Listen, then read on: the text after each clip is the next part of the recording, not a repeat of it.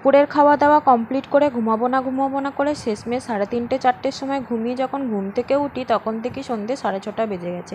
আর এই সময় আমাকে রুটি করতে হবে, কারণ আমি রাত্রির 8টার আগেই কিন্তু আমার খাওয়া দাওয়া মানে আমার ডিনার কমপ্লিট করে ফেলি। কিন্তু তার আগেই 6:30 নাগাদ আমি একবার কিন্তু গ্রিন টি খাই। তো মাকে জিজ্ঞাসা করাতে মা বলল চা খাবে, কিন্তু গ্রিন টি খাবে না, নর্মাল নাকি লাল চা খাবে। তো তাই জন্য আমি এখানে আমার জন্য গ্রিন টি তৈরি করে নিলাম আর তার সাথে মায়ের জন্যও চা করে নিয়েছি। আর এদিকে আমি আমার জন্য আর মায়ের জন্য রুটি করে নিচ্ছি। আমি কিন্তু এই রুটি বানাতেও শিখেছি আমার এই ডায়েট করার সূত্রে।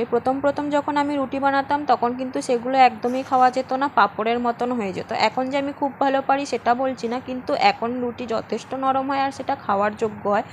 প্রথম যে রুটিগুলো বানাতাম সেগুলো তো আমাকে জলের মধ্যে ভিজিয়ে রেখে দেন খেতে হতো। আমাকে কিন্তু আমার মা সবসময় বলতো নিজে থেকে করতে পারলে তবেই ডায়েট করা হয়, অন্য কারোর ওপর ভরসা করলে কিন্তু সেটা হয়ে ওঠে না।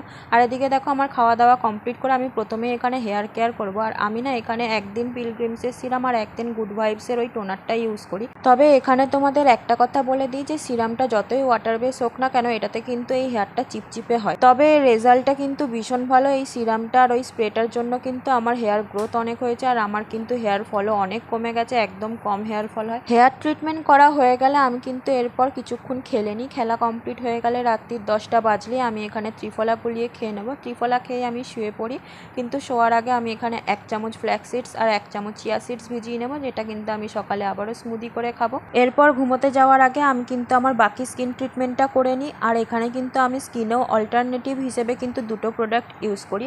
আর যেহেতু আমার শীতকালে বিয়ে হচ্ছে আর আমার ভীষণ পরিমাণে পা ফাটে, তাই এখন থেকেই কিন্তু আমি আমার পায়েরও ট্রিটমেন্ট করা শুরু করে দিয়েছি। পার্ট 1 আর পার্ট 2 মিলিয়ে ওভারঅল মিনি ব্লগটা তোমাদের কেমন লাগলো অবশ্যই জানিও। আজকের মতন আসি তবে, টাটা।